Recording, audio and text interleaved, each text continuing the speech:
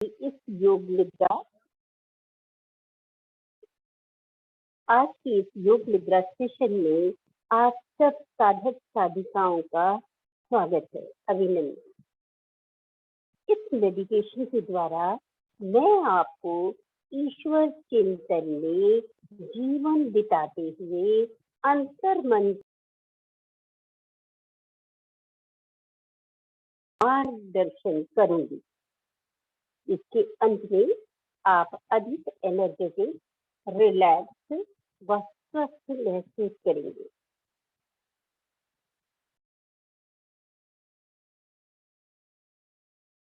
मानसिक रूप से रिलैक्स अनुभव करेंगे एवं भावनात्मक रूप से भी, जिससे आप अपने जीवन शांति का अनुभव करेंगे। शवासन में लेट जाए सब लोग। पैरों में सुविधाजनक फासला, हथेलियां शरीर से 3-4 इंच की दूरी पर, हथेलियों का रुख आकाश की ओर, आंखें बंद। बंद आंखों से शरीर का मानसिक अवलोकन करें।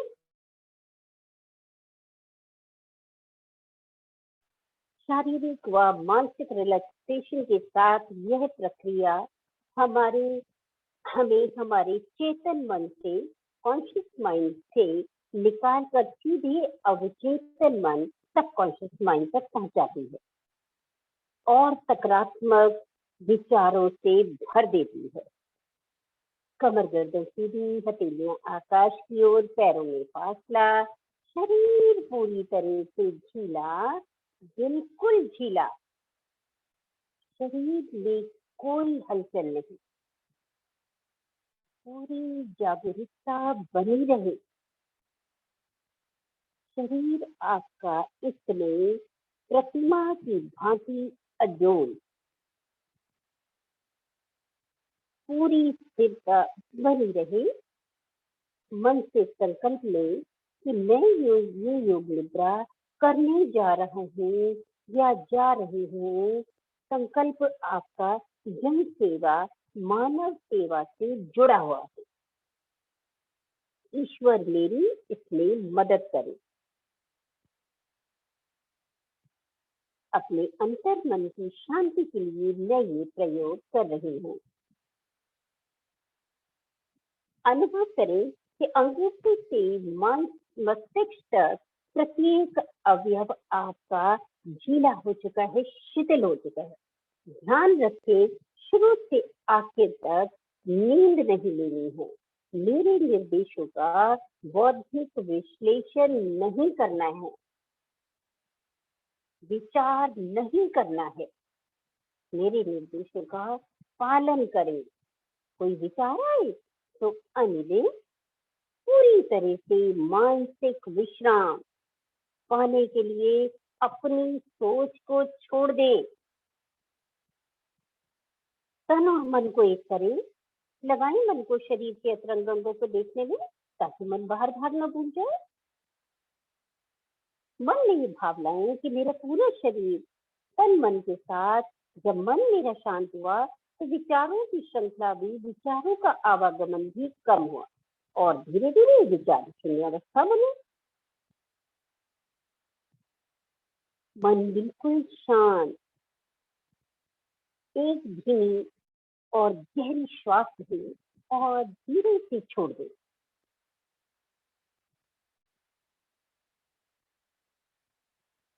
इसी तरह से 2-3 बार करें। गहरा श्वास भरें, गहरा श्वास भरें और धीरे से छोड़ें। पूरे आनंद के साथ भरें और छोड़ें। इस क्रिया को करेंगे।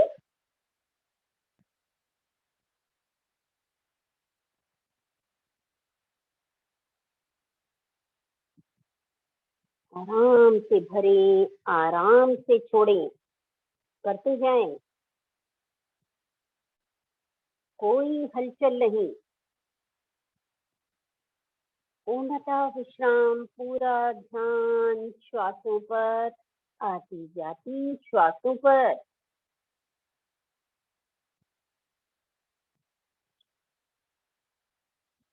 धीरे धीरे श्वास लेते हुए महसूस करें कि आपका पेट पूरी तरह जैसे गुब्बारा फूलता है, इस तरह से पेट को देखें। श्वास छोड़ते हुए पेट अंदर भरते हुए गुब्बारे की तरह फूला हुआ और छोड़ते हुए पेट अंदर को खिंचता हुआ। पूरा ध्यान श्वास और पेट पर रखें।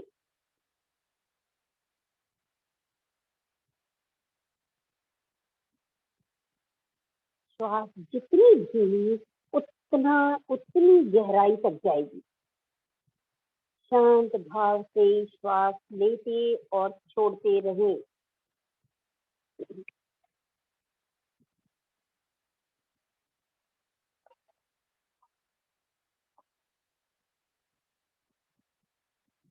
लंबी तेज श्वास नासिका से भरें और मुंह से छोड़ें। गहरी लंबी श्वास भरें नासिका द्वारा और मुंह से बाहर छोड़ें। जैसे जैसे आप श्वास छोड़ रहे हैं, आपका शरीर मन शांत होता जा रहा है, पहले से और शांत।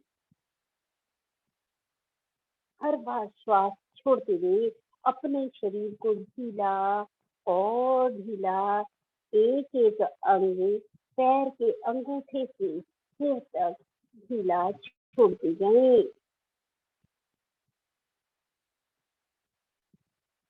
पूरा ध्यान श्वासों के आवागमन पर। श्वास पर जब आप ध्यान टिकाते हैं तो मन टिकता है और मन में आने वाले विचारों का पुलिंदा शांत होता है।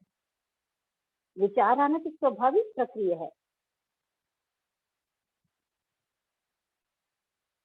श्वास दाहिनी नासिका से आ रही है या बाईं नासिका से आ रही है अथवा दोनों नासिकाओं से आ रही है, केवल श्वासों को देखते रहें। श्वास जैसे रेशम एक मखमली सुखद एहसास महसूस करें। मन और शरीर बिल्कुल शांत व शिथिल हो चुका है। विचार शून्य अवस्था। मन शांत, मन शांत, विचार शांत, सब शांत, सब शांत। अब अवस्था आ गई योग निद्रा में आगे बढ़ने की। हमारा शरीर तन मन विचारों से शांत हो चुके हैं। आइए बढ़ते हैं आज की योग निद्रा के विषय के साथ। ईश्वर चिंतन में जीवन बिताना।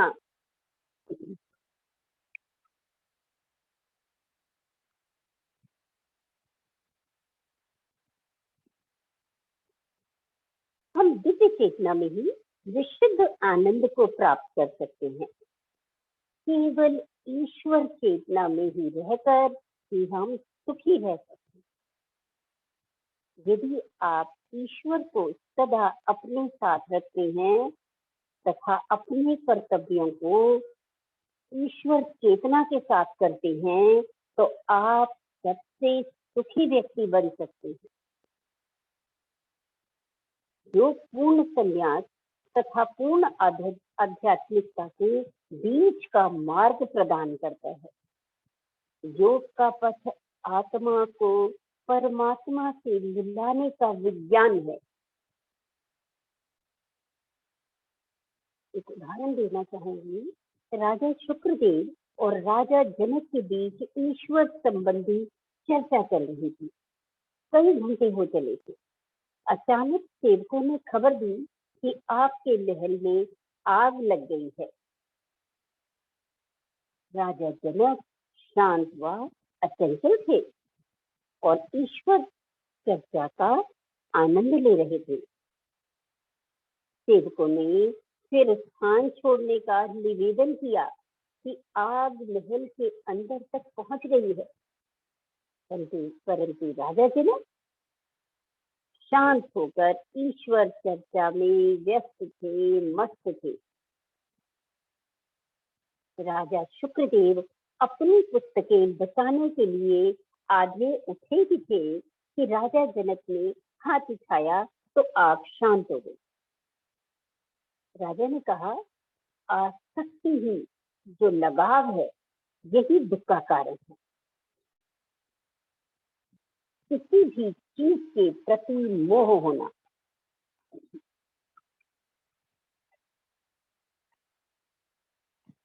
राजा जनक ने शुक्रदेव को अनुभव करने के लिए 2 दीपक दिए जो तेल से भरे थे और दोनों हाथों पर रख दिए और कहा कि मेरे महल की प्रत्येक वस्तु को देखो, फिर बिना एक बूंद गिराए वापस आकर बताओ। राजा शुक्रदेव का ध्यान तेल न गिरने पर था, अतः वह महल की चीजों को ना देख सके। राजा जनक ने फिर से भेजा। राजा शुक्रदेव 10 घंटे लगाकर लौटे और हर छोटी चीज को निहारते हुए, तेल ना गिराते हुए आए।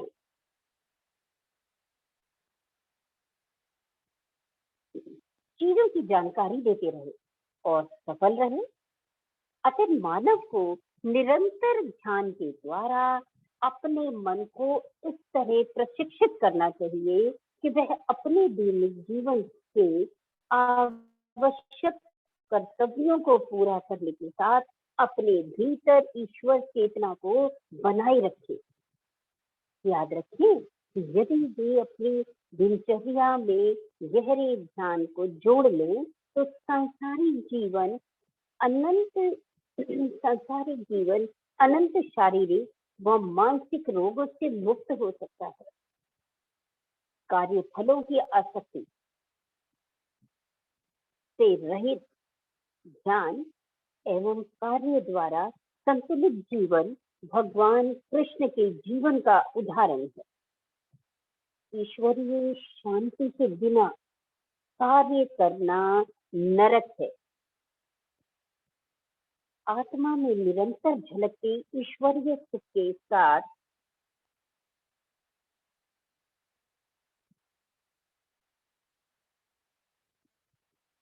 कार्य करना अपने साथ सर्वत्र एक स्वर्ग लिए फिरना है।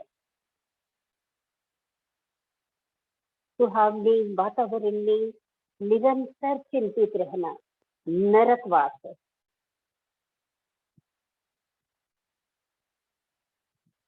कहते हैं ना, वेस्ट थॉट। जबरदस्ती की चिंता में घूम रहे हैं, कभी पास्ट का सोचते हैं, कभी फ्यूचर का सोचते हैं, वर्तमान का तो हम आनंद ही नहीं लेते। वर्तमान में कहाँ जीते? पहले आज से 10 साल पहले ऐसे हुआ था, 5 साल पहले ऐसे हुआ था, ये आगे ये होगा वो होगा। तो इस सुहावने वातावरण में भी निरंतर चिंतित रहना नरकवास है। टूटी फूटी झोपड़ी में रहते हुए भी आंतरिक असीम आत्म शांति में रहना स्वर्ग है। जीवन के प्रारंभ, मध्य और अंत में ईश्वरीय सुख की खोज करो, वही आपको दुखों से मुक्त करेगा। यदि आप सोचते हो कि धन आपको सुख देगा तो आप अपना समय नष्ट करते हैं। यदि आप मानव प्रेम खोज रहे हैं तो आप ईश्वर में ऐसा प्रेम पाएंगे जो धन से भी महान है। ईश्वरीय प्रेम में सभी आवश्यकताएं निहित हैं जिन्हें आपका हृदय चाहता है। आध्यात्मिक चेतना सत्य की वह विशुद्ध आंतरिक अभिव्यक्ति है जो एक संतुलित सुव्यवस्थित जीवन के रूप में प्रकट होती है और आपको सच्चा सुख प्रदान करती है। फिर आप उसे दूसरों को बांटते हैं। ईश्वर को प्रसन्न करने से जीवन में महानतम आनंद मिलेगा। चारों ओर आनंद ही आनंद। सवेरे उठते ही प्रार्थना करें, हे प्रभु, मैं यह दिन आपको अर्पित करता हूँ।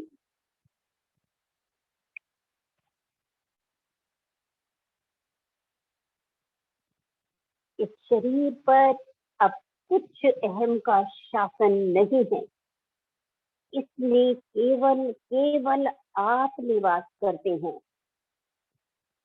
प्रत्येक कार्य में हमें ईश्वर को याद रखना चाहिए। ध्यान और कार्य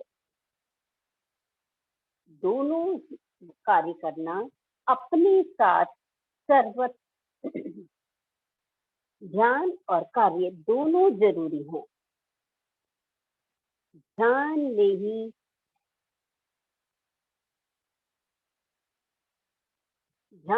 ही ईश्वर को पा सकते हैं। ईश्वर के अनश्वर प्रकाश में जागो। ईश्वर को अपनी आत्मा का मार्गदर्शक बनाओ।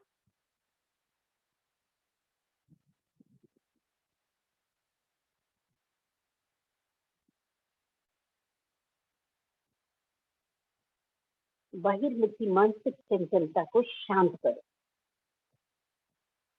हमारा मन हमेशा बाहिर्मुखी रहता है, बाहर भागता रहता है। तथा मन को अंतर्मुखी बनाओ। मानसिक चंचलता को शांत करते हुए सरल जीवन बिताओ। संसारिकता के जाल में न फंसे। अपनी आध्यात्मिक शक्तियों को अधिक गंभीरता से विकसित करो। सब कुछ हमारे अंदर छिपा पड़ा है। अनंत सुख है हमारे अंदर। ईश्वर ने हमें खुद सौंपा है हमारी जन्म के साथ। हमारा शरीर अनंत अपार शक्तियों का भंडार है। उसे खोजने की देर है, उसे पाने की देर है, जिसे हम क्या करते हैं, बाहर पाने की कोशिश करते हैं। बाहर की वस्तुओं में जो आसक्ति है, उनके प्रति जो जब हमारा स्नेह कम हो जाएगा, तब हमारे भीतर का सुख प्रकट होगा। संसारिक वस्तुएं सभी जाने वाली हैं, नश्वर है।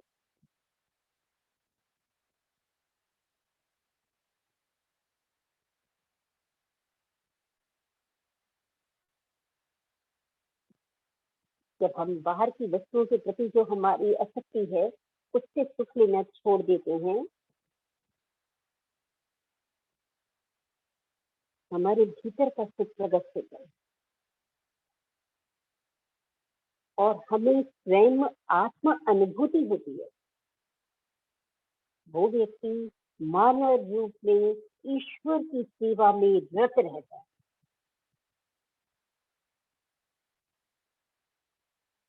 सदा प्रसन्न व संतुष्ट रहना सीखिए। संतुष्टि तो हमें कभी नहीं मिलती। धन को लेकर ही देखे ना, और मिले और मिले और मिले, किसी भी चीज की संतुष्टि हमें नहीं होती। ये होता, एक चीज आ जाएगी, इससे बढ़ के ये होता तो ज्यादा अच्छा, वो होता तो ज्यादा अच्छा। आपके विकास में सबसे अधिक सहायक है ईश्वर के साथ मानसिक वार्तालाप। चाहे आप कुछ भी करते हैं, आपके मन में ईश्वर निरंतर होना चाहिए। हमें अपनी चेतना को अवश्य ही ऊपर उठाना चाहिए, जिससे कि सांसारिक कार्य ईश्वर का स्मरण करते हुए संपन्न हो। तो ईश्वर आपसे और अधिक प्रेम करेंगे। अतः कार्य शुरू करने से, कोई भी कार्य शुरू करने से पहले, कार्य करते समय, कार्य पूरा करने के बाद ईश्वर को याद रखें।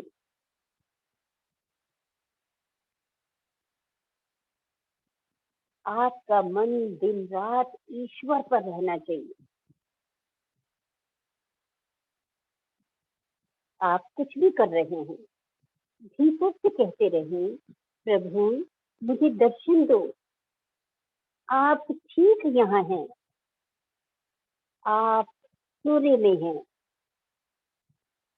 आप इस कमरे में हैं।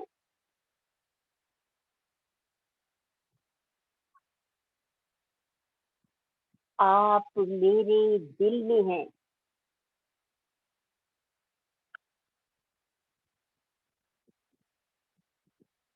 ईश्वर चेतना को बढ़ाने की विधि सीखें। लोगों से छिपकर ध्यान करें, बिल्कुल एकांत में बैठकर।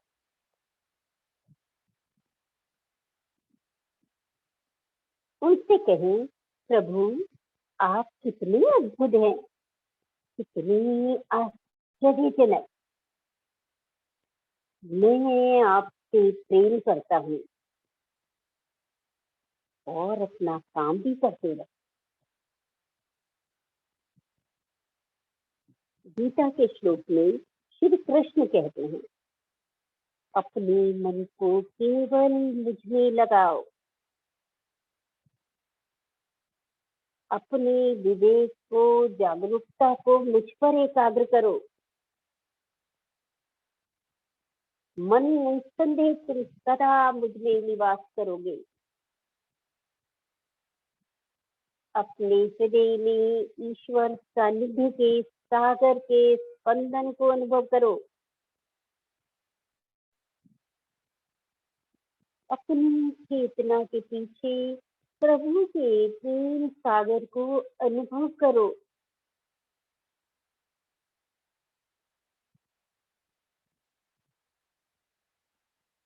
ये आश्चर्यजनक होगा। हर समय ईश्वर में रहना, ईश्वर को याद रखना, ईश्वर को अनुभव करना। प्रतिपल ईश्वर का साथ न छूटने पाए, ईश्वर का स्मरण करो। अपनी आत्मा को प्रभु की देख रेख में दे दो। अपने प्रेम, अपनी भक्ति को ईश्वर के चरणों में अर्पण कर दो।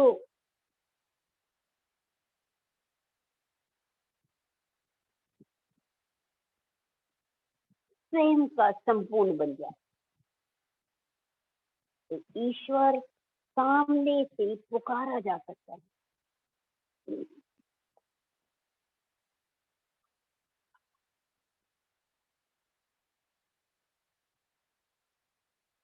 एक उदाहरण विभीषण का है। सुंदरकांड में विभीषण के पूर्ण समर्पण पर दिया संदेश सारे विश्व को जाता है। जुत दीप आवा सरनाई, रखी हुई ताई प्राण की नाई, कोटि विप्र बदु लागे ही जाहु, आए शरण तजहु नहीं ताहु। सजन पासत पर ही ते निरत नीति ध्रुवन में, ते नर प्राण समान मम, जिनके दिल सच्चे। ओम मिस्टर प्रेम वह निष्काम सेवा से जब हृदय हरा भरा रहता है तो उसके पवित्र मन में सत्कर्म के पुष्प पल्लवित होते हैं। सत्कर्मी सच्चे सेवक जब सच्चा आत्मज्ञानी बनकर ईश्वर प्रेम में डूबा रहता है तो यही श्रेष्ठ कर्म ही सर्वोपरि है। जो व्यक्ति योग साधना के पथ के अनुगामी हो जाते हैं, अष्टांग योग को जीवन में पालने का सतत प्रयास करते हैं, अभ्यास करते हैं, निष्काम सेवा के अनुचर हो जाते हैं, स्वाध्याय के अध्येता हो जाते हैं, सत्संग के संगी हो जाते हैं और ईश्वर के प्रति अनन्य भाव से समर्पित हो जाते हैं। उनके भीतर का अहंकार मिटने लगता है।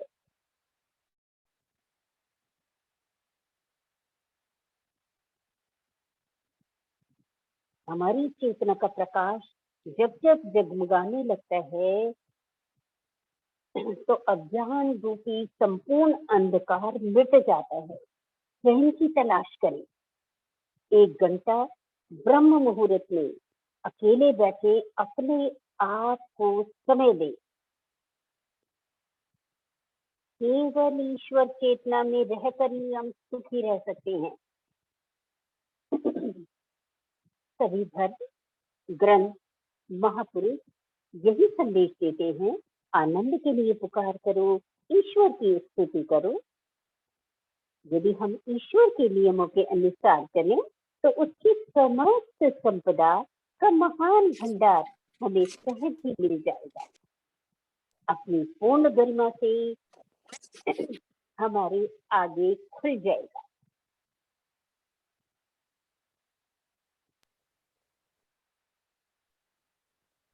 यह जगत नियमित, सुव्यवस्थित और शुभ है। वह नियम अनुसार स्वतः प्रभु के द्वारा संचालित है। इस ब्रह्मांड में एक लय है, एक सामंजस्य है। जब हम ब्रह्मांडीय नियम के अनुसार चलते हैं तो ईश्वर की शक्ति हमारे साथ होती है। वो ऊर्जा जो एक ऊर्जा है, जो ऊर्जा हमें गाइड करती है, हम सारे काम अपने आप कैसे कर लेते हैं। अब हमें उठना है, पूजा करनी है, हमें ये करना है, हमें वो करना है, योग के लिए उठकर बैठना है, 6 बजे हम आके बैठ जाते हैं रेडी होके, नहाना धोना है, स्नान करके धुले कपड़े पहनने हैं, ईश्वर वंदना करनी है, वहां जाना है, मंदिर जाना है, जो भी करना है। कोई एक शक्ति हमारे अंदर है जो ये सब करा रही है, वही है ईश्वर चेतना। जब हम ब्रह्मांडीय नियम के अनुसार चलते हैं तो ईश्वर की शक्ति ऊर्जा हमारे साथ होती है। वह हमारी मदद करती है। हमारी आज्ञा चक्र में ईश्वर अति सक्रिय रहता है। आज्ञा चक्र यानी दोनों भावों के मध्य का स्थान जहाँ तिलक या बिंदी लगाते हैं।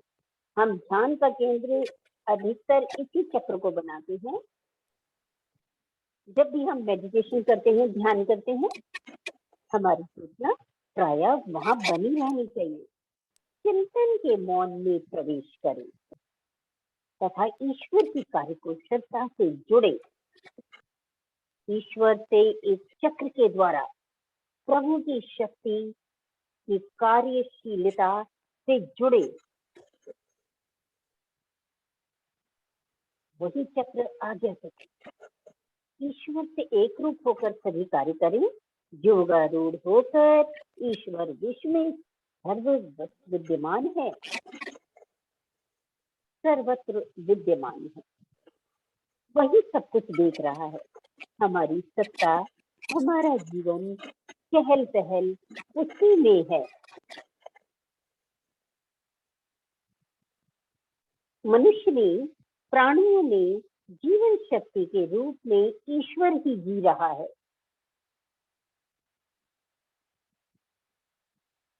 जब सब में ईश्वर है तो हमारा प्रेम तब तक सच्चा व पूर्ण नहीं होगा जब तक हम प्रभु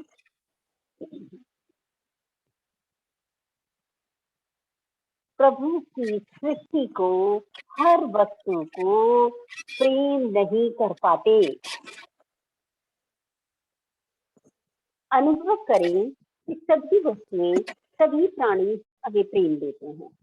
हमें सदैव अपनी दिव्यता का सचेतन बोध रहना चाहिए तथा आज्ञा चक्र में अपनी चेतना को बना के रखें। सबसे सरल तरीका, कुछ देर शांति में बैठे, आज्ञा चक्र पे ध्यान लगाकर। सांसों पे ध्यान बताया है, आज्ञा चक्र पे ध्यान लगाना ईश्वर का स्थान है। जब हम ईश्वर से एक लय रहते हैं तो हमें बोध रहता है कि हमें अधिक सुरक्षा मिल रही है। जब हम परेशान होते हैं, अंत में हम इसी स्थिति में पहुंचते हैं कि कोई बात नहीं, मैं सच्चा हूँ, मैं हर तरीके से सही हूँ, ईश्वर मेरे साथ है। हम हमेशा, हमारे मुंह से यही निकलता है, ईश्वर साथ है ना, तो हमें डर किस बात का। तो वो ईश्वर हमें बोध रहता है, हमें सुरक्षा का एहसास दिलाता है तथा कल्याण में बढ़ोतरी। इसी शुभ अवस्था को हमें प्रकट करते रहना चाहिए। पुरानी कहावत है ना, न देखो बुरा, न सुनो बुरा, न कहो बुरा। अतः हमें केवल शुभ विचार ही रखने चाहिए, शुभ ही देखना चाहिए, शुभ ही कहना चाहिए। अच्छे विचार, अच्छी शब्द, अच्छे कार्य। अंत में जब हम अनुभव करते हैं कि ईश्वर भी सब में विद्यमान है, वही सृष्टि को चला रहा है, सर्वस्व में वही सब कुछ है, तो जीने में हमें आनंद मिलता है। और ईश्वर चिंतन में समस्त अपने जीवन को हम प्रेम करते हैं। जिस दिन मैं अपने गहराई अंदर की गहराई आनंद की गंगोत्री में डुबकी लगाऊंगा, तो सही मायने में ईश्वर चिंतन में ईश्वर की अनुभूति कर पाऊंगा। अपने प्रेम को ईश्वर के चरणों में अर्पण कर पाऊंगा। इसी के साथ आज की योग निद्रा में मैं अपने शब्दों को विराम देते हुए शशि जी से प्रार्थना करती हूँ, कुछ देर इसी तरह लेते रहें, अपने हाथ पैरों को हिला लें, गर्दन हिला लें, हाथों को हिलाएं, उंगलियों को हिलाएं, पैरों को उंगलियों को हिलाएं, हल्के से पूरी टांग हिला दें और